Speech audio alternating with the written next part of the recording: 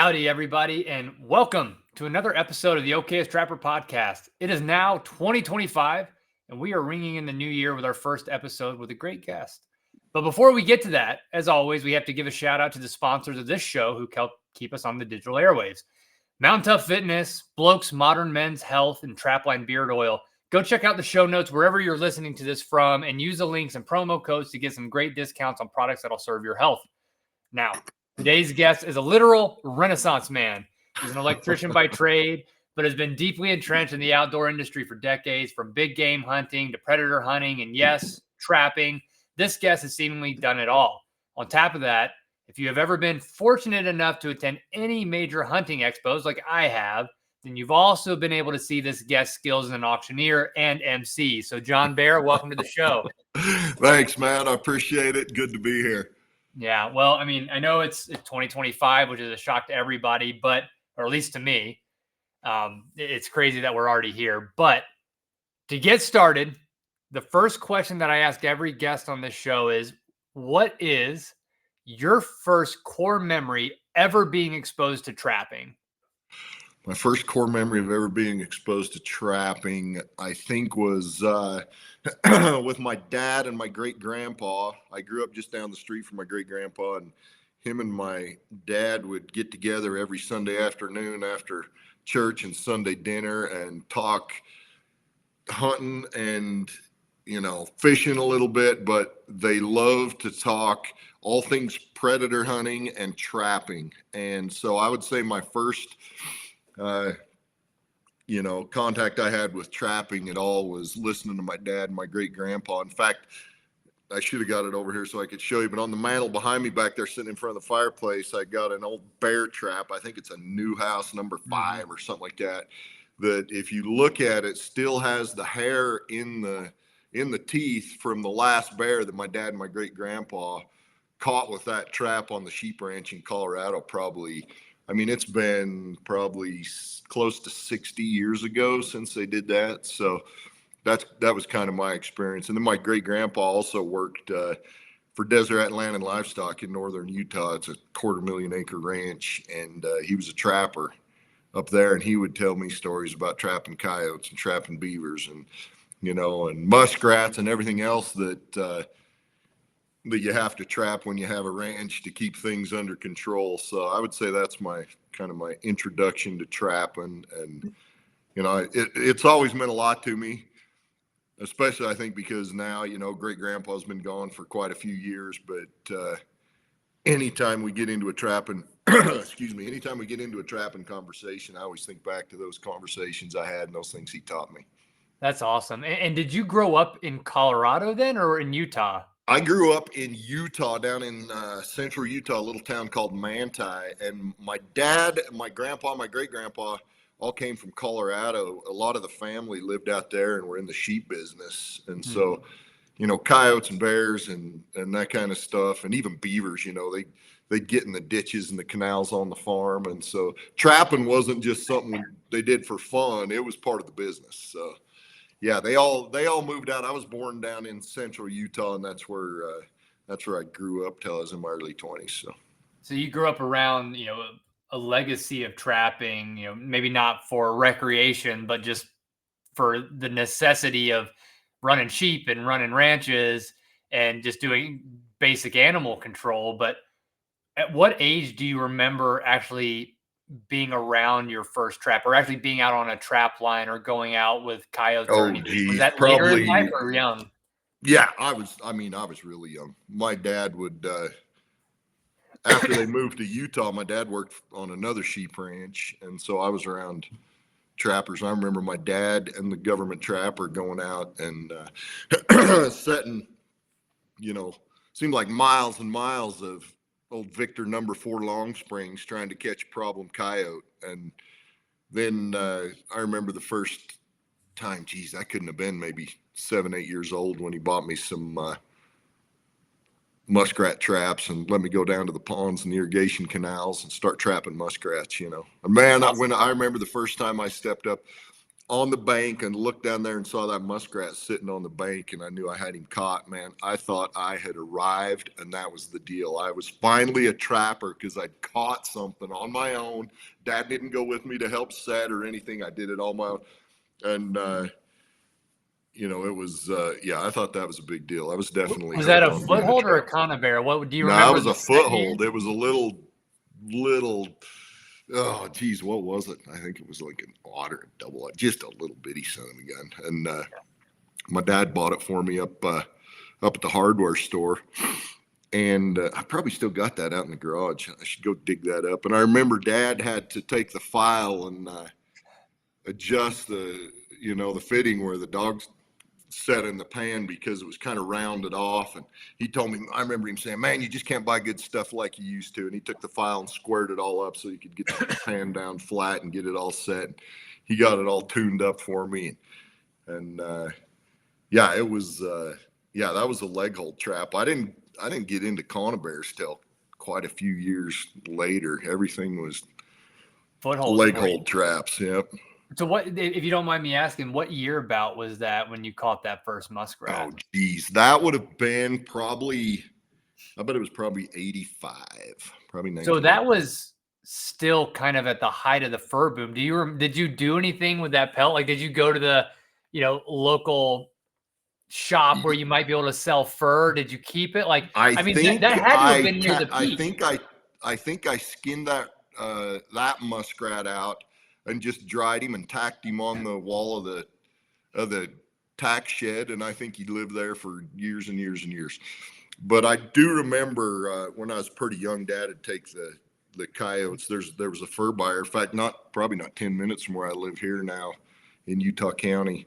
And Dad would take all the coyotes and the muskrats and stuff and sell them up there. So it was, awesome. It was, I remember skinning that first muskrat. Dad told me, if you're going to catch him, you got to learn to skin him. And I remember seeing people that could skin a muskrat in about 2 minutes, or 3 minutes. And man, it took me forever. And but as I went on, I got so I could do it pretty quick. I remember watching Dad skin his coyotes and Grandpa skin the coyotes. I mean, they were fast, and he told me, he says, "Oh, just keep after it. You'll get it figured out." But that's the growth comes in the struggle, and I guess I struggled skinning for a little while when I was that young, but I got it figured out. Dad was pretty good to coach me, but he never tried to take over and do it for me. So. Well, I'm still struggling, so I don't know what that says about me and my skinning abilities, especially when you get on some of those stubborn critters like otters and beavers and other fatty things. But so you grew up trapping then, and then is it safe to assume that the hunting was a part of that as well? Like, you just kind of grew up doing both. Like, when did, the hunting really take off for you? Well, I mean, I don't ever remember not having hunting being a big part of our life. My grandpa, when he was a trapper, he'd, for a few of the ranches up in northern Utah, he'd tell me that, some coyote, he had a dog. In fact, I got a picture of that dog. It's hanging on my great grandpa that I'm talking about, I grew up just down the street from him, and my grandpa actually lives about 25 minutes from me right now. He's 101 years old. Wow. And he's still hanging on. We thought we were going to lose him a couple times. He's still hanging on. And he's got a picture of him and my uncle, his brother, my great uncle, I guess, and his brother sitting on this coyote dog. And it was, my great grandpa told me it was half Russian wolfhound and like half border collie or something like that. And it could run down a coyote, and he said he'd take it out on his trap lines. And he said he'd run the trap line. By the time he got to the trap, the coyote was already dispatched. Dispatched and done for. And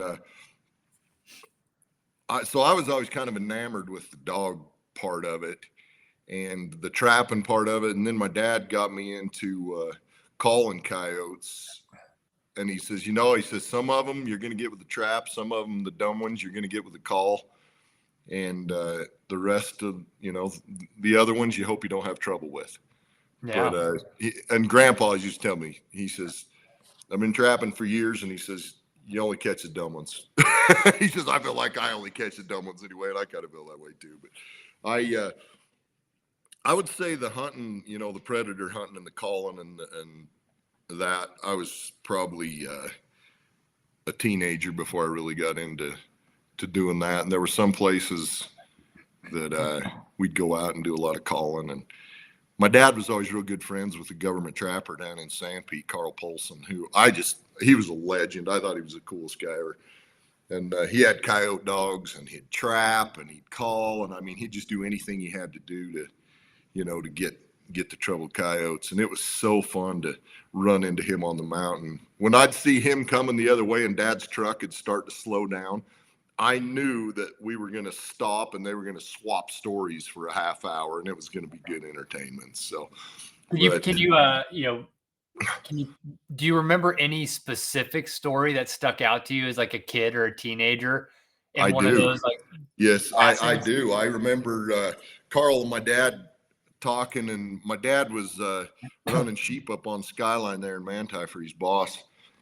And there was a big old red dog coyote that Dad had seen in the sheep early in the morning, and it killed a few lambs. And he was trying to get that coyote, and he was having a hard time getting him. And when you got a herd of sheep and you got the herd dogs, we really didn't have guard dogs back then, at least not around here. Nobody had guard dogs. And Dad talked to Carl, and he says, man, he says, I got a smart one. He says, I don't dare put a bunch of leg holds out. I'm afraid I'll, catch lambs and whatnot. And Carl says, I'll come up there. And we had all the sheep one morning. We had all the sheep pushed out on a little finger in a lake there, and had strung a net wire fence behind them. And we were doctoring a few of them and just checking them over. And I remember Carl's truck pulled up, and he come walking over to see Dad, and he was carrying something, and I couldn't tell what it was. Well, it was that coyote's head. And so I ran over there to see it, and I was pretty young. I was pretty young. I was probably 10 or 11 years old at this time. And Carl told us, he says, yeah, I went up in the head of this drainage, and he had a little plastic horn that he'd blow on, just sound like a siren. Now we got the Fox Pros and that with all the sirens on them. He just had this little plastic horn that he'd blow on, kind of sound like a siren. He says that coyote answered him down in there, and he had this big old terrier looking dog. It looked like it was maybe a half Airedale, half pit bull looking dog, and it was a tough son of a gun. He loved to tell me how tough his dog was.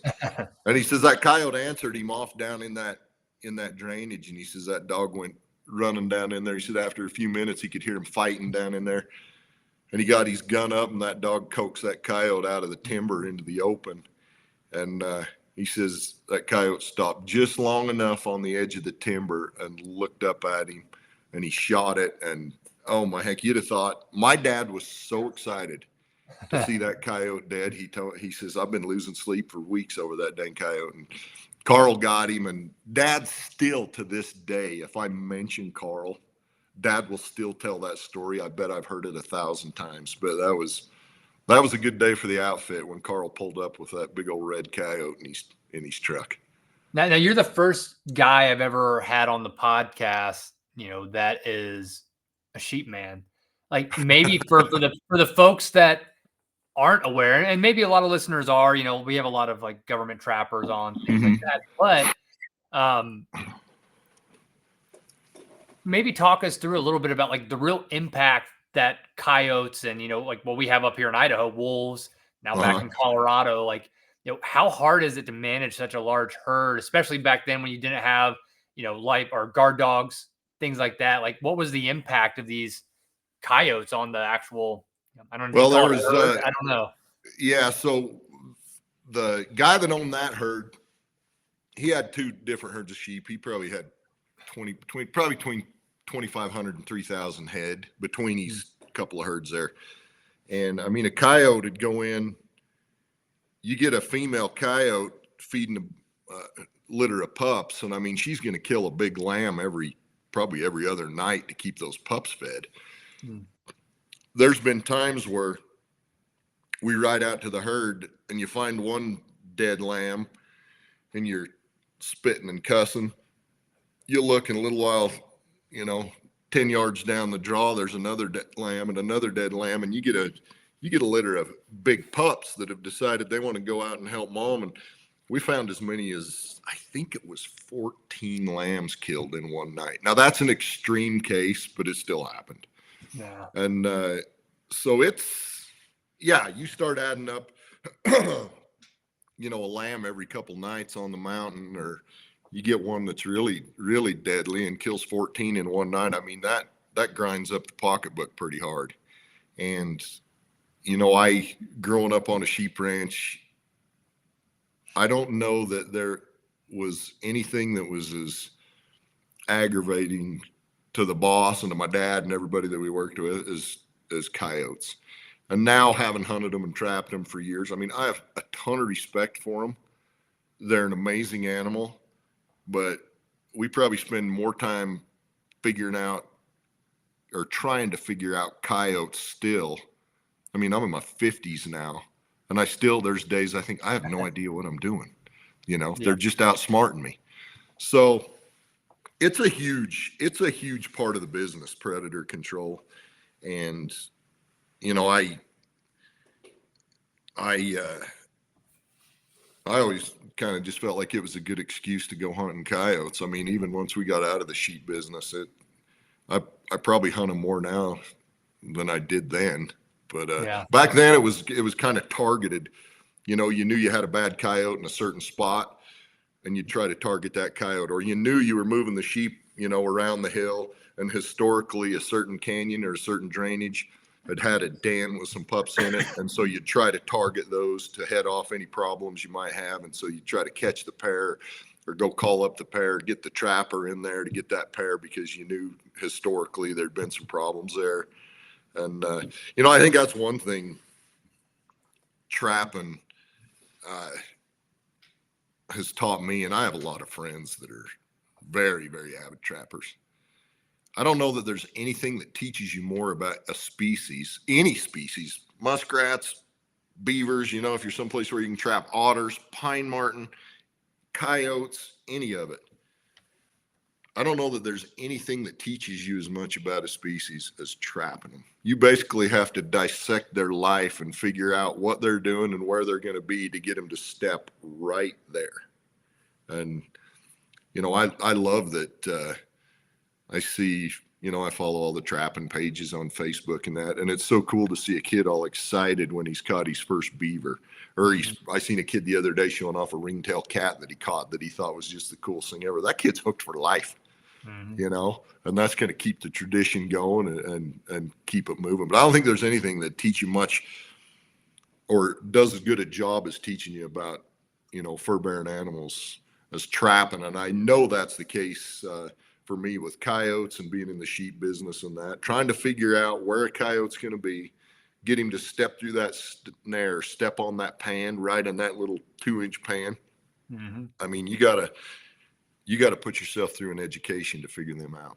And you got to get educated by those coyotes. Yeah, they're going to win. They're going to win a lot before you start, even in the score at all. I mean, they're just smart. I had a trap flipped over just last week, what I would have considered a perfect set, and somehow rooted, flipped, pan not gone, it just perfectly fine, just flipped over and pushed aside, and they're just so smart, man. Oh yeah, they're smart. But if it wasn't hard, there's a reason for, I'm speaking for myself, obviously. There's a reason for me that it's funner to catch a coyote or a bobcat or something like that than a coon or a muskrat, because it's so much harder to do and it's so much more work. So that, to me, the reward's a lot greater. And but I still love to go trap coons, and just because I don't always have. It was like me with beaver. Still great. It's not the most technical or necessarily difficult. I mean, you get a trap shy beaver and it becomes very challenging, but you get in a new colony or something. It's not the hardest thing in the world versus wolves, coyotes, and you just think you're the dumbest human on the planet when you have these canines that are just like constantly, Oh yeah, I see these pictures of these guys up in Idaho and Montana and that now that have figured out these wolves, and man, what a rush that's got to be to walk up to your set and see have a one wolf on a lying there drag. looking at you. Oh yeah, I mean Yeah, that's that one right there. You remember it, but you also yeah. started to answer one of the questions I had, so I want to kind of tack on to that, Sure. which is, you've also done tons of big game hunting, all sorts of species. I think I know the answer now, but would you argue that having trapped for as long as you have directly correlates to being a better hunter? Oh, absolutely. There is no question. And I don't really know that it matters even what kind of trap. And any kid that has spent time, following dad or grandpa or their neighbor, whoever it is that has introduced them to trapping, I almost think it's impossible to go through that and not learn skills that are going to improve your hunting of probably every other species. I mean, you learn the importance of, or you learn how effective their noses is. It's unbelievable to me, that the way you handle your trap, the way you walk around your set is pretty much going to determine, whether you're going to have a coyote walk by and pay attention to you the next day, or whether you're just wasting time going out there looking around, or whether you're just going to catch a skunk or something, Yep. like that. But we went on me and my wife, I'm lucky enough to be married to somebody that loves the outdoors as much as anybody that ever lived. And we went on a grizzly hunt this year, and walking around where we were grizzly hunting, we were camped, and then we'd walk about 50 yards and sit on this point, and you could see for several miles up and down the river drainage. And those bears were just running up and down that river drainage, chasing sows and whatnot. And the outfitter told us, he says, everywhere you walk down in there for probably 3 or 4 days, it's just like putting up a fence. Huh. They're not going to cross it. If they get close to it and smell it, they're going to turn around and take off the other way. So anytime before we move and go down in there to chase a bear, we got to really think if it's going to be worth the damage we're doing to our spot, because he says everywhere you walk, you're kind of putting up a fence. And I remember my dad telling me that too. He says, if you're not paying attention to how you're stomping around your set, and you're just, you're wearing your greasy, dirty clothes that you wore in the shop while you're working on the tractor, and you're kneeling down around your set and whatnot. He says, you're just basically putting a fence around it, and nothing's going to, you might catch a neighbor's house cat, but anything smarter than that, you're out of luck. So, Yeah. And that holds true. I feel often like Dexter when I'm out like wolf trapping because, I've got like descented cotton gloves. I feel like I'm putting like little rubber soles on my boots and my snowshoes just so I can try to descent as much as I can, and with relative success on some of it well, not. But it takes that level to a certain degree to start to really rack up any sort of numbers. well, what I mentioned that my grandpa told me, he says, I feel like I only catch the dumb ones. Mm-hmm. And I think that the level of seriousness that you take what you're trying to accomplish out there kind of plays out in your success, I guess, if I'm saying that right. You're dealing with a wolf. That's as close to the top of the predator list as you can get without being a grizzly bear or a polar bear or a brown bear, basically. I mean, especially in North America, there's nothing more, I don't know what the word I'm looking for, smarter than a wolf, I guess. I just feel like they're it. And, if you're going to outsmart one, good for you, but it's not going to be by accident. Nope. It's going to take a lot of work and a lot of education. And, on one hand, I'm glad we don't have to deal with them here yet, but on the other hand, because of the impact they can have on bighorn sheep and elk and whatnot. But on the other hand, I'm jealous that I don't get to go out and try to catch them or call them or hunt them, whatever way we're doing it. Like Hey, you you're not guys a long do over drive there. from us down in Utah, man. You can go No, straight north. it's not too far. I mean, I've probably seen I think the closest we've ran onto a few while we were hunting up north, and I think probably 5 or 6 hours from where I'm at is the closest to us that I've ever seen one. But when we were, now you got to drive south too, and you might see some in Colorado. Well, yeah, where they dumped them right in Colorado, that's right where my dad grew up, and I got cousins out there that up until last year were the biggest sheep operators in the state of Colorado, and they dumped them right next to them. I mean, you want to talk about a political firestorm out there.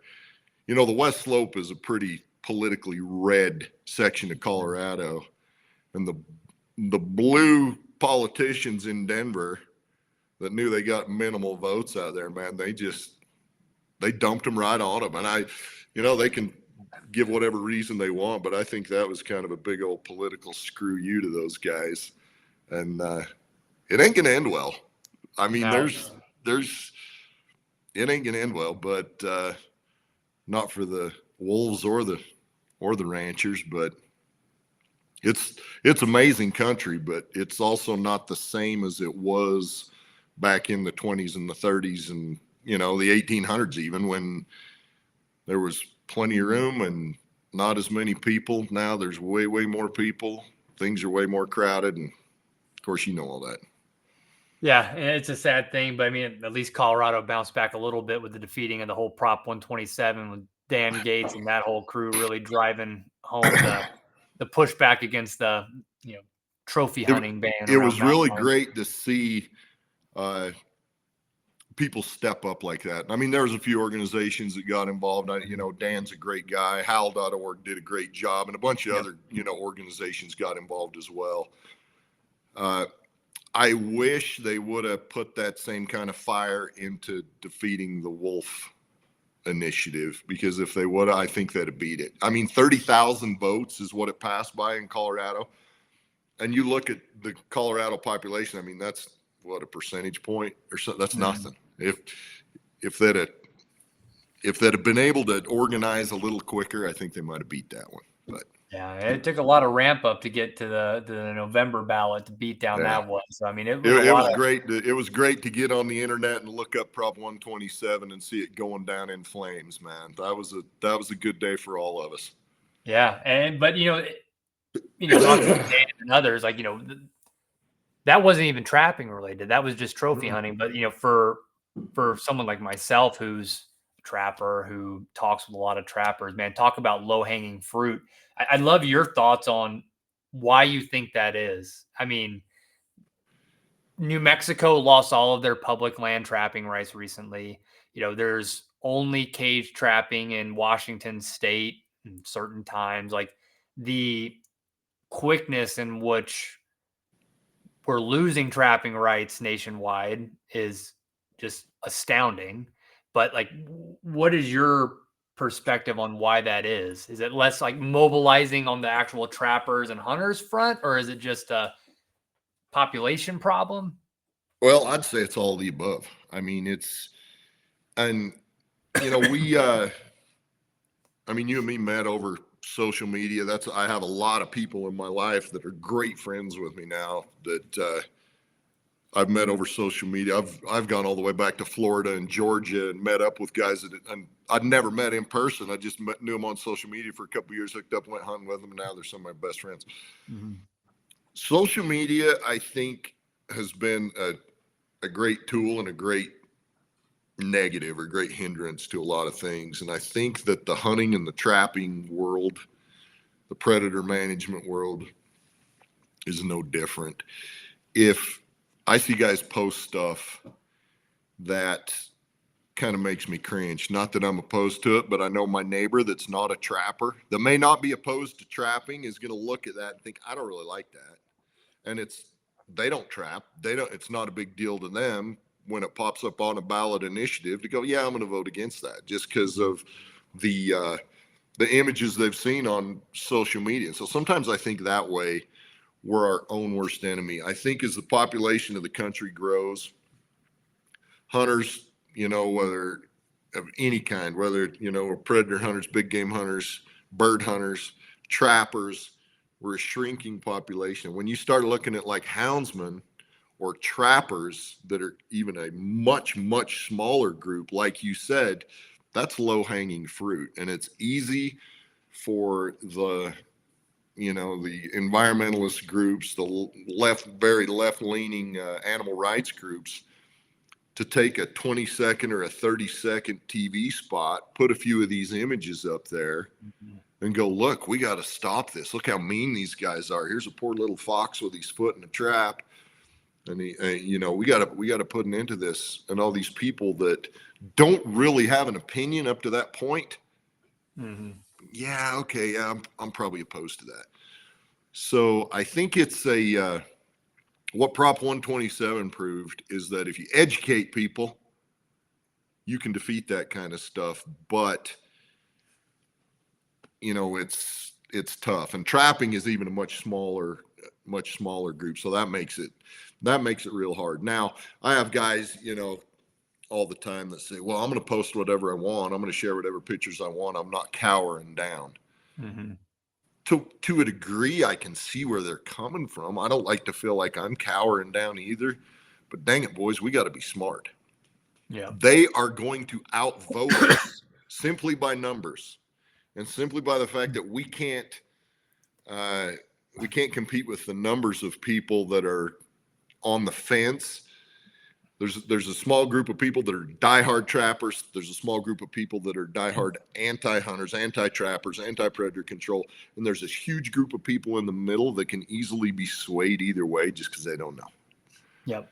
So we got to be careful that we're bringing them our way and not pushing them the other way and helping the opposition by how we portray what we're doing. And I mean, that goes with, I love to call coyotes. I do a lot of work with Fox Pro, and I had hound dogs for years and years, chased lions for years and bears, and how we portray that and how we show that to not the anti-hunting public, but the non-hunting public that votes on what we get to do is extremely important, because ultimately there's so many of them, they're going to decide what me and you get to do.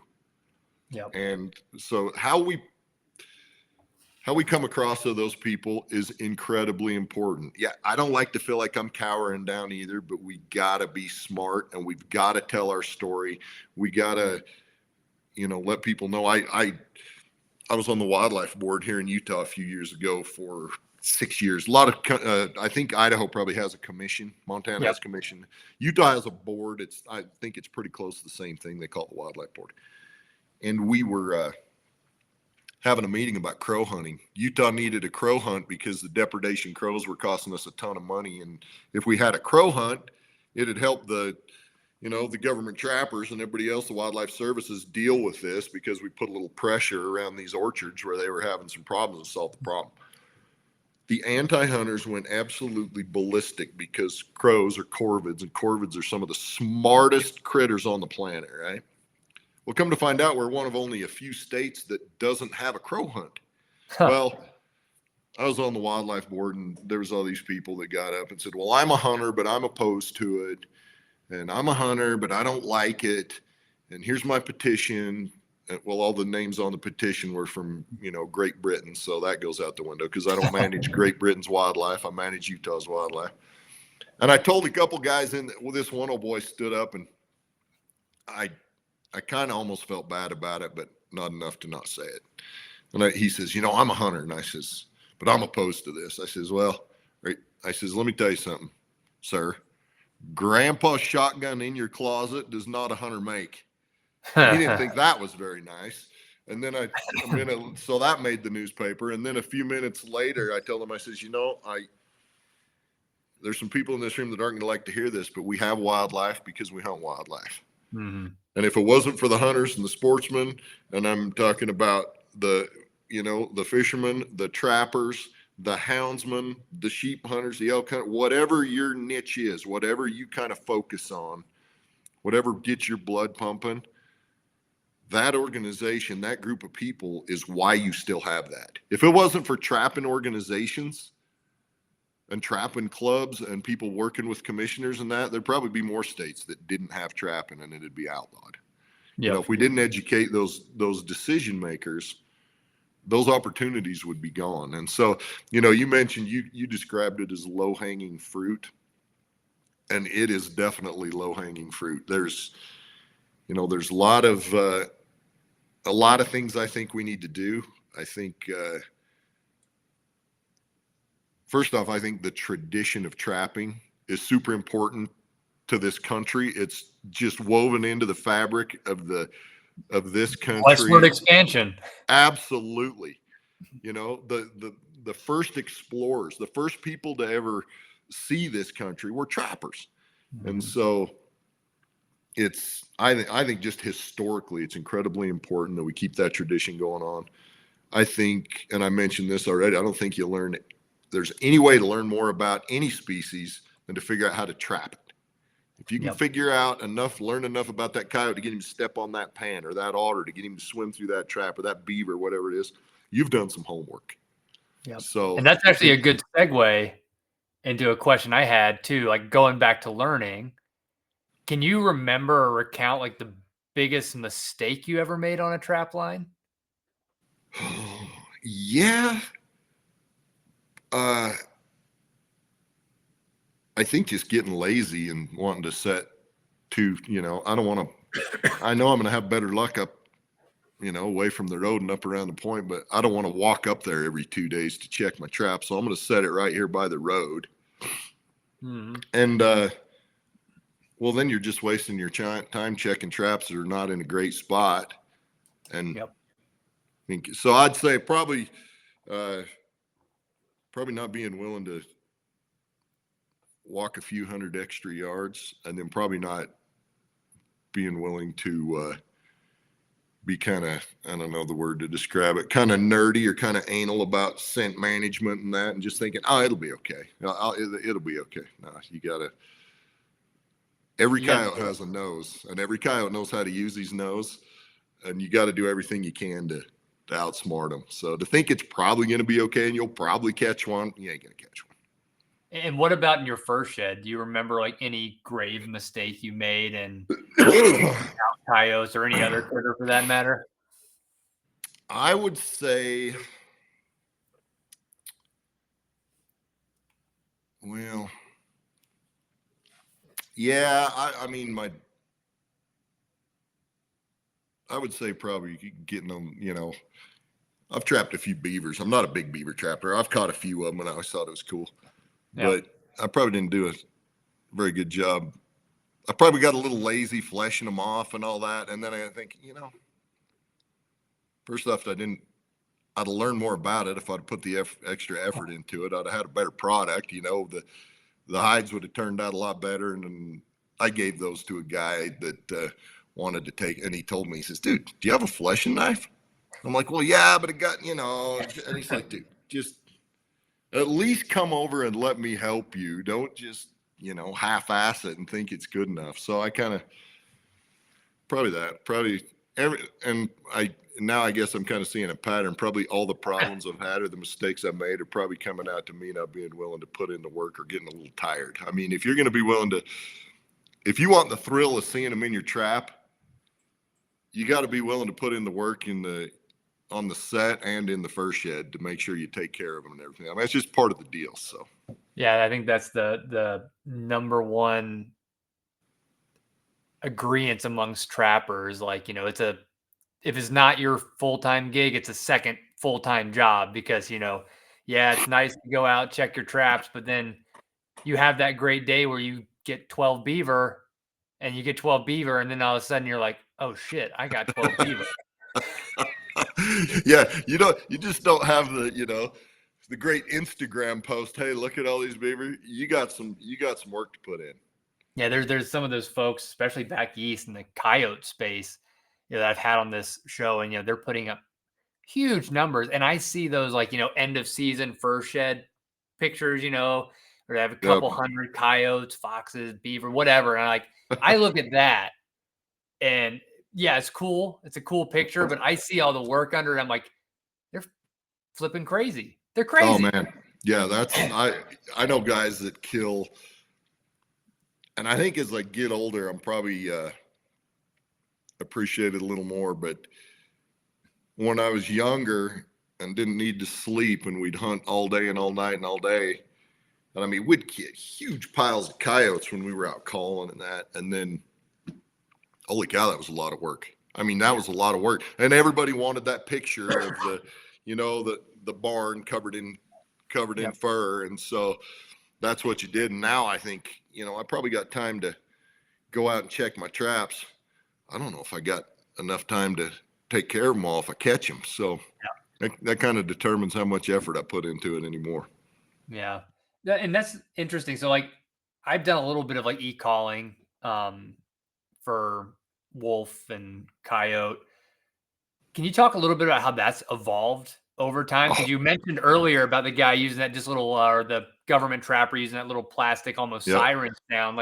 What's been the evolution of e-calling over the last 2 decades? Oh my heck! Even over the last 5 years, the calls and the quality of calls and that are unbelievable, and the available sounds that are out there now is unreal.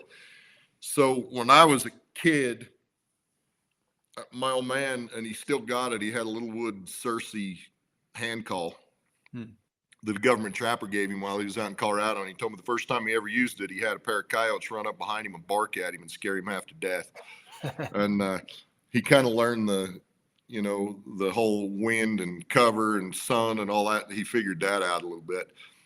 And he would take me out. And I remember when I was just a little bugger, I had a single shot 22, and Dad always hunted with a 243. It was his favorite gun ever. And, we didn't have all the fancy camo. We didn't have the e-collar. We had one little Cersei wood mouth call and probably some willows that we tied together with baling twine for shooting sticks, if we use shooting sticks at all. And I remember the first real lesson I learned with calling was, if I can see you move, you're moving too much. And I mean, he'd get on my case, don't move. He'd tell me all that camouflage that I see guys wearing nowadays. He says, that's all hokey. He says, the best camouflage is hold still. So I grew up doing that for years and years and years. And then one day I was at a sportsman's banquet, and I'd heard guys talking about Fox Pros, and we had a Fox Pro there on the auction, and I was the auctioneer, and I bought it. So I just kept pinning the bid on the guy in the front row, and he kept looking around like, what are you doing? And I think I paid $300 for it. And I went out, and the first couple times I used it, I had a hard time trusting it because I'd never used it before. I knew the hand call worked, but finally I had a coyote after a few times come in with that Fox Pro, and I realized, hey, I can set that thing out there a ways and use this remote control, and they're not looking at me. They're looking at that. And so I can kind of hide a little better. And all of a sudden, hey, if you mix in some raven sounds, guys, and the waterfowl guys have known this for years. If you put confidence decoys out there, like the herons and whatnot, that kind of gives the birds coming in some confidence, because they know they're really leery. And well, if you put in some raven sounds and some magpie sounds, that adds some realism, and you're gonna start calling in more coyotes. And holy cow, in the spring, I can go out and play pup sounds when they're really hammering the fawning grounds and the lambing grounds, and these mean pairs, are feeding pups. I can go out and play pup sounds, and they're going to come in all hackled up and fighting. And so the possibilities just started to steamroll. And then the last few years, I mean, the quality of the calls, the range on the remotes got a lot farther. The sound libraries are huge now. There's Foxborough has a great sound library. There's some other guys making some really good sounds that you can get. And I realized that, if I see a coyote out there, even 400 or 500 yards and he's mousing, if I play a mouse sound, I don't got to blow him up, with a 400-pound jackrabbit sound. I just play a mouse sound. It will blow your mind how far they can hear that. Well, he's already mousing, so he might just start working his way over there. Huh. And, the e-calls have really, really changed the game. Now they even have contests, though, for, hand calls only, just to kind of keep that tradition going. And I still use a hand call at times. One thing I really use a lot of is a diaphragm, just a double or triple reed diaphragm. I mean, you can make pup whines with it. You can make, just random distress sounds. I can howl with it. I've howled in a lot of coyotes with just a diaphragm. It's easy to carry. You put it in your pocket. You ain't got to pack anything else. A lot of times deer or elk hunting, I'll have a diaphragm. I'll hear a coyote howl down the ridge or see a coyote, across the flat, and I can get that out and just squeak on it a little bit and call one up, shoot it, and don't have to pack the e-call around with me all the time like that. As I say, that's probably nice on those bigger hunts when you're out really hiking around and not having to. Because how much do those bigger Fox Pro e-collars weigh? A couple pounds, or are they? Oh yeah, I mean the one I got, I think probably weighs 4 or 5 pounds. I use the X24 a lot now. There were some older ones that they had for a while that weighed quite a bit more. There's a new one they're coming out with now, the X360. The sound is incredible. I mean, just unbelievable. And the things it'll do with the sounds, like it's got 6 speakers on it, I think, and it kind of alternates which speaker it's using, so it sounds like the fight's, running around. And the sound is incredible, but they're a little heavy. And so if you're hunting out of a truck or something like that, that'd be great. But we spend, that's one thing trapping in the sheep business kind of taught me is in the summer up where guys are running their herds in the summer, there's a lot of predators up there. And I spent a lot of time doing that. So my dad, I thought he was crazy the first time we did it, but we hiked out in Colorado up into the wilderness. It's like a 4.5-hour hike to make 2 sets, 2 stands, because he knew there would be coyotes there because he herded sheep there. And one of those spots is where he lost 14 lambs in one night. And so every year, my dad's 80 years old as of tomorrow.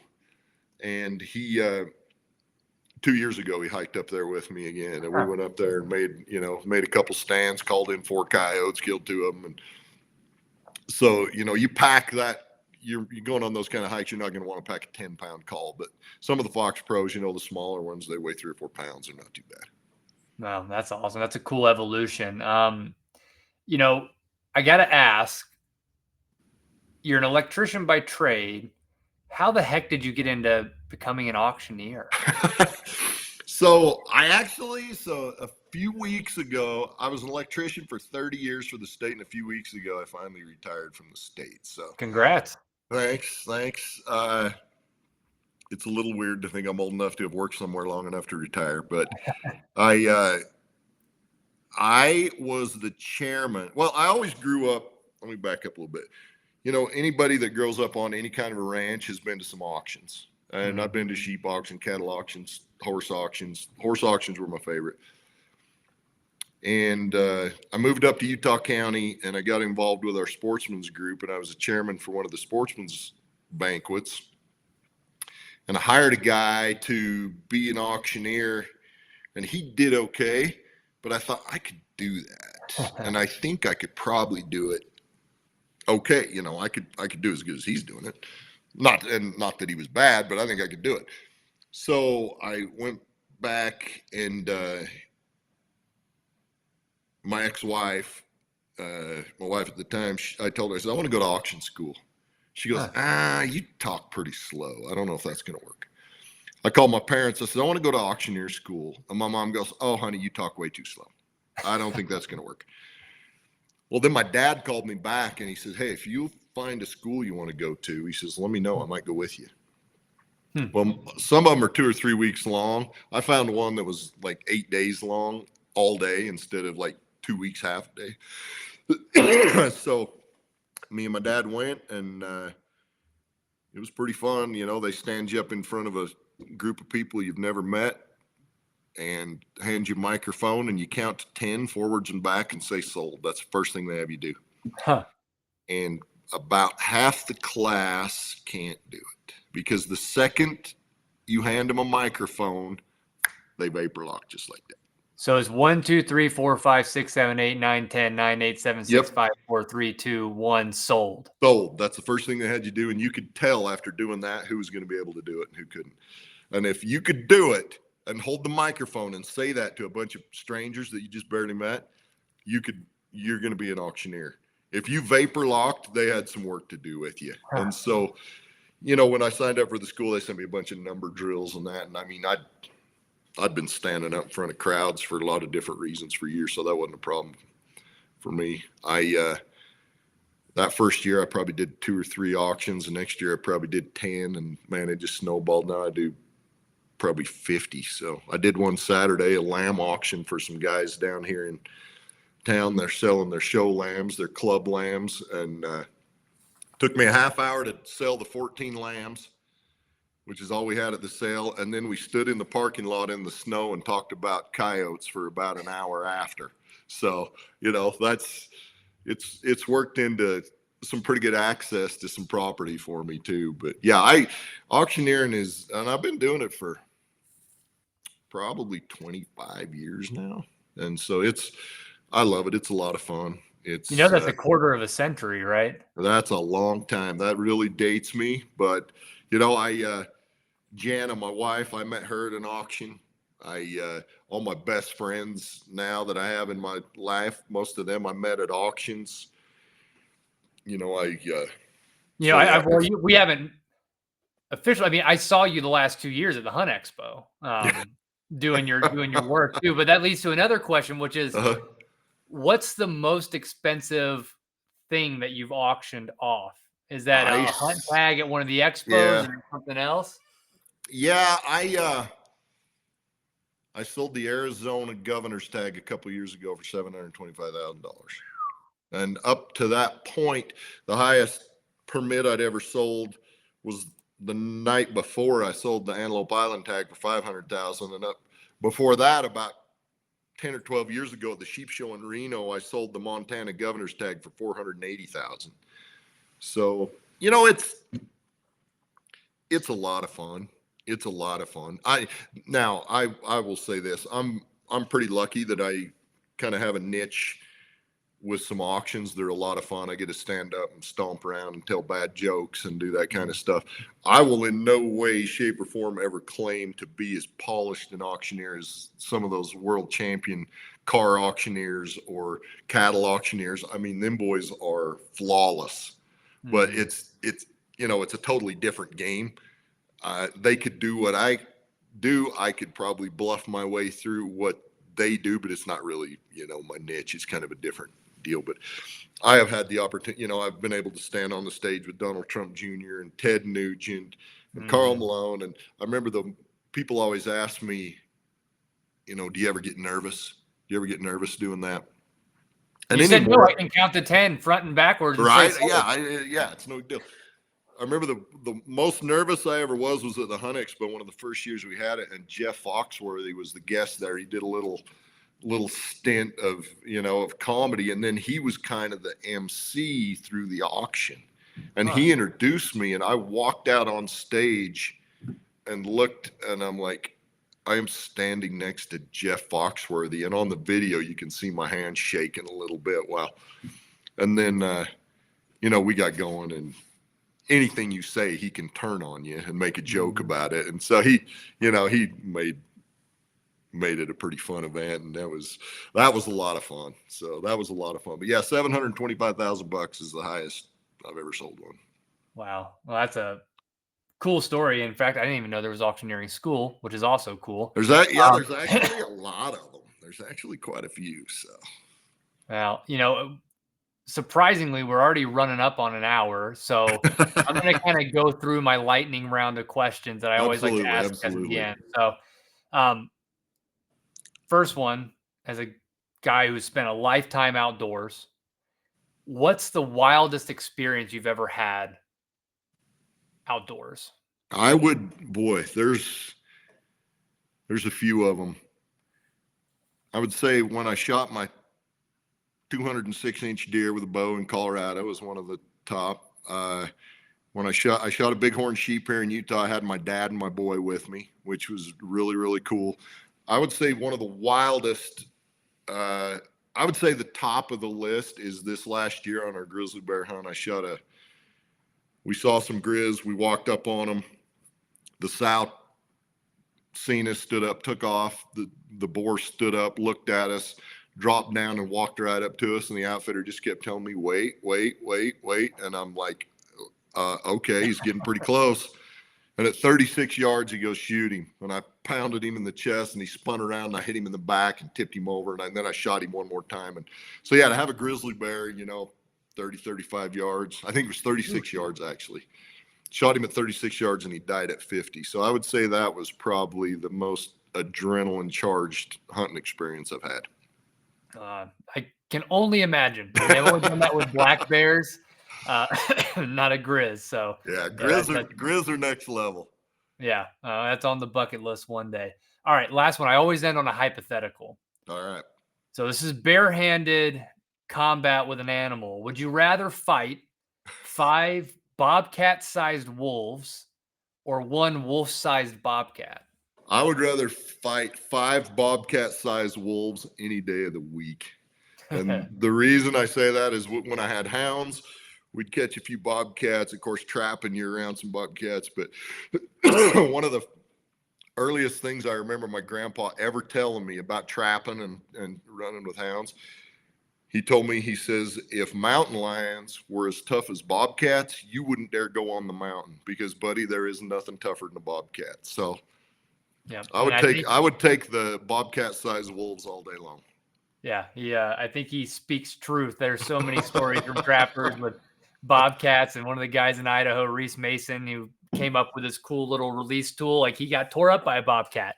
So they're intense little critters. But John, genuinely, I appreciate the time. I loved hearing about everything. I know everybody listening will be in the same boat. Where can people either learn more about you, and obviously your wife too? I think most people know who that is.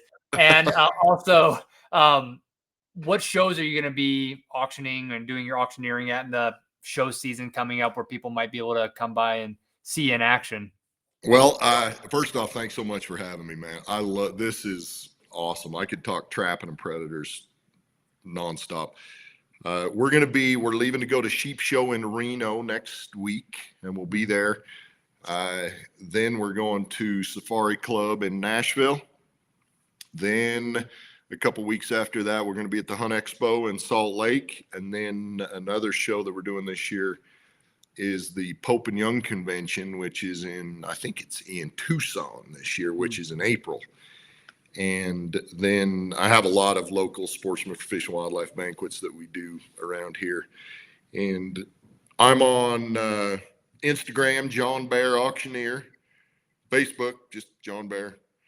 Or the best way to see what we got going on is to follow my wife, Jana Waller, or her show is Skullbound Chronicles. And she was on Sportsman's Channel for 9 years under Skullbound with her show, and then she went digital and is on Carbon TV with Skullbound Chronicles. And our grizzly bear episodes are on there, and we got some coyote hunting episodes, whitetail, tons of black bear stuff. She loves to hunt black bears. She's killed over 20 bears, and so she does a lot better job of documenting what we got going on. So Jana Waller or Skullbound Chronicles are her 2 pages, and if you follow her, it's incredibly entertaining. She is really good at her job, and it's now that I'm retired working for the state as an electrician, that's one of my other gigs now, is follow her around, try to keep up with her, and just enjoy the great outdoors. Like I said, I'm the luckiest guy alive to have a wife that loves to do this stuff as much as I do. So